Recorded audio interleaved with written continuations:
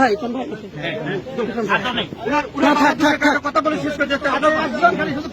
আপনারা সবাই আমার ছেলেকে চেনেন। এই দেশে আমার 3টা ছেলে, এমন কোন লোক লাগাবাদিকের পর ক্ষমতা নেই যে আমার ছেলে 3টা ছেলে কোন একটা মানুষের সাথে বিয়াদবি করে দেন। বাবা আপনি ইনশাআল্লাহ আমি এই গর্ব করে বলতে পারি আমার ছেলে অপরাধ নাই, কোনো অপরাধ নাই। আমার ছেলে নিষ্পাপ। ফুলের যদি নির্গন্ধি থাকে, দোষ থাকে, আমার ছেলের কোনো দোষ নেই। আমার ছেলেকে আজ যে কারণে গুলি করে হত্যা করা হয়েছে, আজকে সারা বাংলাদেশে হাজার হাজার মায়ের সন্তানকে শহীদ করা হচ্ছে।